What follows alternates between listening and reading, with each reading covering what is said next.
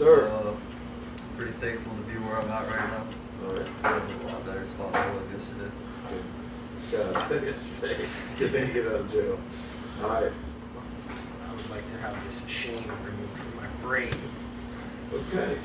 Well, good thing only the good Lord can do that. Yeah, it's a heavy burden, and I'm tired of carrying it. I've been praying about it. It's been lifted entirely. Okay. Lord, we lift up Danny. Pray for Danny's conscience. Sounds like he's struggling with some things he's done in the past. Pray, Lord, that you would cleanse him of those things, Lord, and just help him to move along with you, Lord, and to know you better. We just thank you for all you are. We thank you for who you are, and thank you for pulling us out of that darkness. In Jesus' name, amen. God, grant me the serenity to accept the things I cannot change, the courage to change the things I can, and the wisdom to know the difference.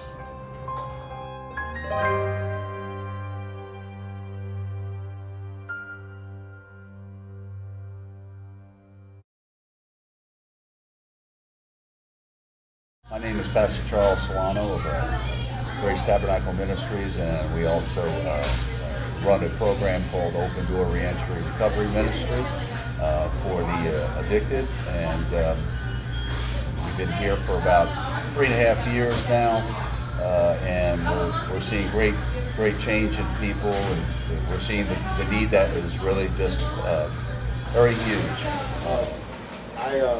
I started getting high when I was about 14 years old, and here in Bunnell, it all kind of went downhill until 2002. I woke up beside my fiance dead of a pill overdose. Okay.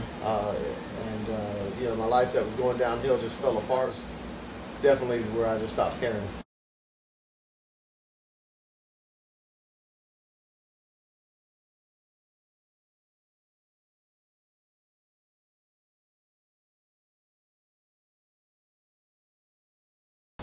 And once I started on that binge right there, it was on. I mean, I probably had $30,000 in the bank, and I spent every dollar of it, and I sold everything I owned, everything I could steal, and everything I could borrow, and then I got the pistol and took everything I could. I'm Andrew Patrick. I'm a resident here at Open Door Ministries. I've been here for a little over 6 months. I've been wrestling with addiction for 15 years. My drug of choice is heroin.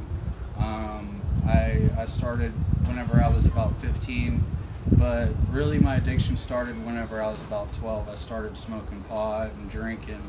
I oversee the maintenance department on golf courses. Okay. I'm a golf course superintendent by trade. Okay. I've been to detox 17 times. I have overdosed clinically 4 times, more times than I can even count. That's not even been on record. Okay. Unfortunately, I've tried committing suicide 4 times.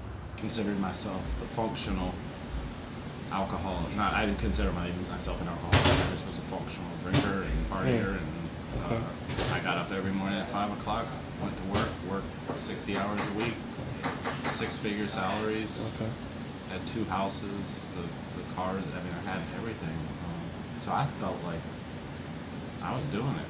Yeah. I just worked hard, played hard. I was sexually assaulted whenever I was 10 years old. I dealt with, my parents were divorced whenever I was about 8 years old, and had to move from West Virginia to Florida, which was a complete culture shock. Gave me a pill. I'll never forget that day, because I was just like, man, that's what I'm looking for. The missing link by far was definitely God, and this place has helped me so much and got my relationship back with God and my family. They've seen a greater change, the biggest change in my life since I've been here. It's amazing. I mean, it's almost like an adrenaline rush that I have right now just talking about it. Yeah, and part of that, there's a couple aspects of that. Not only do you need the power of God to deliver you from such pain and to also give you peace, and because you're accepted by Him, and that's what really matters. But they treat you well. Yeah. Does as well as any employer could. Is that Yeah. What is the like? What do you do every day there? Like, I mean, in terms of like, do they have you doing this one day, that day? Yeah, just prep code. Okay. Yeah, it's basically the same thing every day. You're on your feet all day. All day. All day.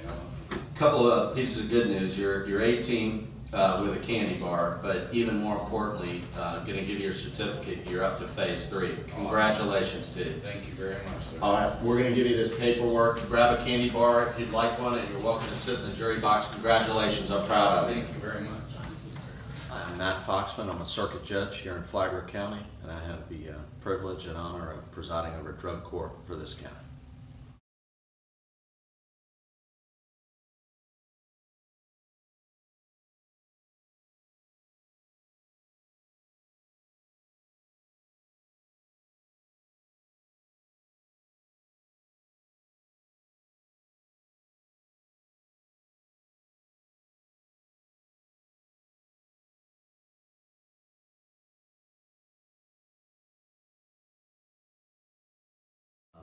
You know, if you had somebody who was charged with possession of cocaine or heroin, I mean, say the drug, and they're charged with that, and you put them in prison for 2 years. After 2 years, nothing has changed. And we're back to square one. And then society paid for 2 years incarceration and everything that costs for an inmate in a day.